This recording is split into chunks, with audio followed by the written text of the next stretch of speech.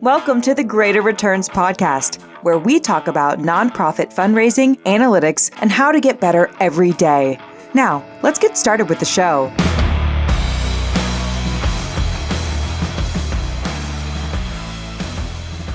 Hi, Dennis Hoffman here. I'm the host of Greater Returns, a fundraising podcast, where I talk with top nonprofit leaders about marketing, direct mail, and analytics. I have John Cochran here from Rise 25. John has done thousands of interviews with successful entrepreneurs, investors, and CEOs. We've flipped the script again, and John will be interviewing me. All right, Dennis, thanks for having me here. So in this episode, we're going to be talking about why your data is much better than your dollars and more important than your dollars. And we're going to explain what we mean by that once we get into it. But first, of course, this episode is brought to you by Engage USA. Engage USA provides expert caging and lockbox services to help organizations meet their unique fundraising needs. Their proprietary systems capture, verify, and balance data in real time, allowing them to provide clients with obsessively accurate data and deposits within 24 hours. State and national charities, advocacy organizations, and political candidates count on Engage USA to help their fundraising campaigns become more successful. So what are you waiting for? Visit engageusa.com or email info@engageusa.com to learn more. All right, Dennis. So, when I hear the term Lockbox Services, and I imagine other people may be similar, I kind of picture this idea of rows and rows and rows of people opening mail manually, taking out checks, writing down the details or entering them into a computer, and then moving on to the next check.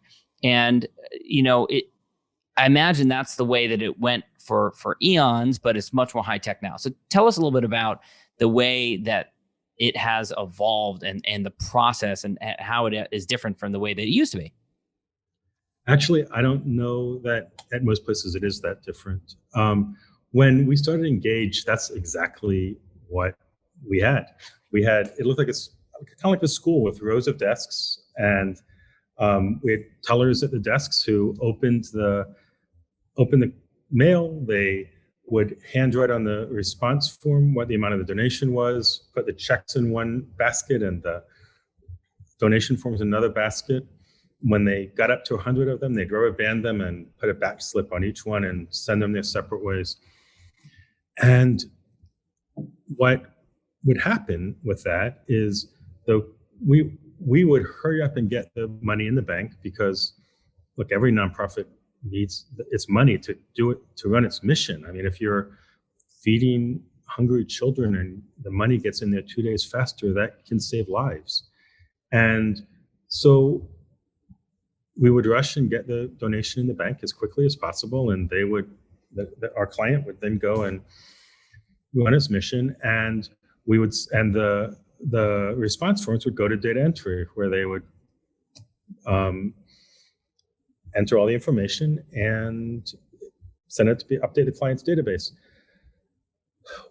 What the kind of missing piece there is the money and the response forms.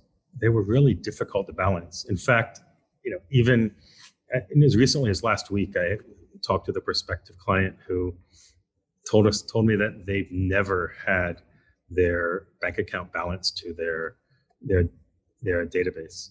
Wow. And unfortunately, if in that kind of traditional system, it's really hard. What would have to happen when the database didn't match is somebody have to go through and look and compare the response form to what was entered first and see if they could find a mistake there. If not, go back and look at the check records to find if they could figure out how those things didn't add up. The pieces were it was almost impossible to figure out how to make things balance, and most organizations just accepted that it was never going to be exactly right and moved on. The huge problem with that is bad data in means bad analytics out. And if you have mistakes in your database and you don't know what they are, you don't know how big of an impact they're having. So the system we set up, the pieces go together. The the data and the deposit travel together until they balance, and every piece has to. We don't really have batches like traditionally or lockboxes have had. Each piece balances, and so when we know that this check matches this data entry,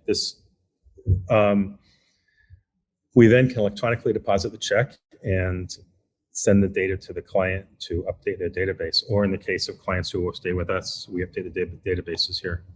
And so what do you say to clients that come to you that, are pushing for the money to be deposited faster, to convince them that they need to be of equal concern thinking about the data? Of course, getting the money deposited fast is important, but the data is important as well.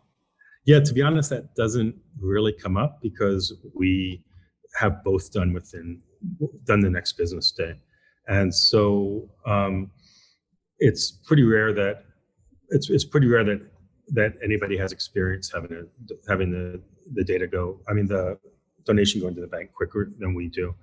But if I did, I would question how they're going to guarantee the accuracy of the data. And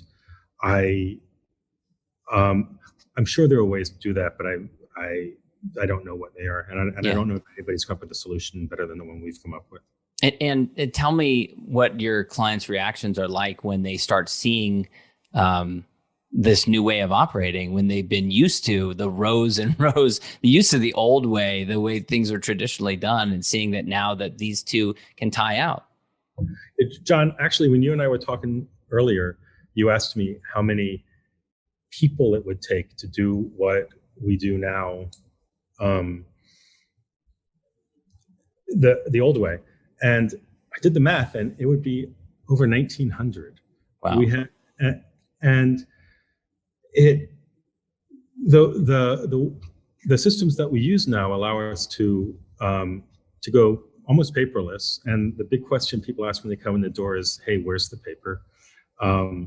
When we were 7% the size we are today, in number of donations processed, we had 40,000 square feet of paper storage. And shockingly, we could find what people needed in that in those floor to ceiling piles of paper. And we had a pretty amazing system. The system we have today, though,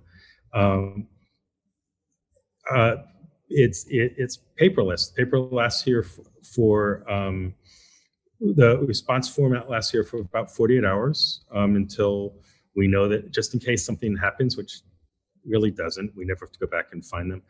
And we keep the checks in our vault for 60 days. Again, really, we do that just because it makes people feel better, because the next business day after the mail comes in, it's balanced, deposited, the data is correct. We know it's done. So looking back, Dennis, if you look back on what were kind of the mile markers, or the milestones that allowed you to operate the way that you do today, it sounds like it's a combination of much better strategy, tools like high-speed scanners that's evolved, technology that's evolved, software. What are some of the big mile markers as you look back over the last 20 years of the evolution of the business that have, led the evolution of the business to where you are today? So we opened our first piece of mail in July of 2000. So just about exactly 21 years ago. We rented a former Bank of America branch, and the four partners who I started engage with, and I sat and opened the mail with letter openers. And because we wanted to figure out the systems from the ground up, we wanted to develop it. And we put in a bank branch because that seemed logical to us. What we were doing was bank deposits. And as it grew, it moved into first kind of regular office space, and then into more warehousey space that could fit lots and lots of people and lots of paper. Today, what we have is banks of letter extractors that literally cut the sides and the top off the letters and open them up, and then people take them out and check what has to be checked and drop them onto a high-speed scanner. And once it goes through the scanner, things happen they happen in ether. They happen in the Right. So we use OCR, optical character recognition. I can't say those words very well. To read the data and to read people's names and addresses, read the dollar amount, read all the pieces that have to be read, and we have a system that requires dual verification. So if that data exactly matches what was on the client's list of people who they sent mail to, we know it's right. If the data that comes from the response form matches the check, we know it's right. If not, we send snippets. We send little bits of data to protect privacy to a data entry person who enters what they see. So if the person who enters your address is not going to necessarily ever enter your name. And that information, if that information then matches our source, it is accepted. If not, it goes back to a data entry person. So usually most pieces happen without a person seeing it again. Wow, that's interesting. So all those extra layers you've added in because, as you've said, you're obsessed with data and accuracy of data, and you want to ensure that the data is accurate. I don't know if you remember Ivory Soap. They said it was 99.98% pure, and our data is that way. I mean, there's going to be an error from time to time. In fact, one of the things we always do is if somebody gives $1 or $100, a person looks at that because 101 look alike, 100. And so we learned from some horribly painful mistakes to always send those images to a person to verify what it's supposed to be. Right. And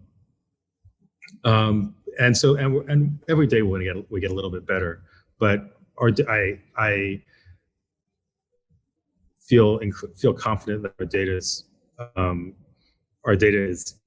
is as pure is more pure than anybody else's out there. I'm sure. I mean, from the level of experience that you have processing this, that example is a perfect example of how, someone outside of the industry maybe wouldn't think to check a donation of $1, $100 to double check it, but goes a long way towards ensuring that the data is accurate. All right, Dennis. So final thoughts on this topic, which is connecting your data to your dollars. Any other special insights or aha moments or realizations that you've had that go into your process, which is critical for creating the accuracy of data? So, John, I'm a data geek. I love data. I love. I like it in its raw form. I believe I'm really good at finding patterns and finding systems. But I also love analytics and the incredible tools that have been developed over the last 50 years, but really over the last the last 20 years has just been astounding how quickly our ability to do analytics has grown. But those analytics aren't really worth very much when the data is not accurate. It leaves us guessing, and it doesn't matter how much money we put into good analytics if we're putting bad data into the system that we built. And that's why we built what we did, because I am committed to having the cleanest data that I can possibly have. Yeah. And what I think personally is fascinating is that there's no one easy solution, because it requires great cutting edge software, it requires great cutting edge hardware, and it requires people. And the combination of all those is what creates the output that works. So Dennis, where can people go to connect with you, reach out if they have any questions, learn more about Engage USA? Sure. You can find us at www.engageusa.com, or you can send me an email personally. I'm DennisH@engageusa.com. All right, Dennis. Great. Thanks so much. Thank you, John. Thanks for listening to the Greater Returns podcast. We'll see you again next time. And be sure to click subscribe to get future episodes.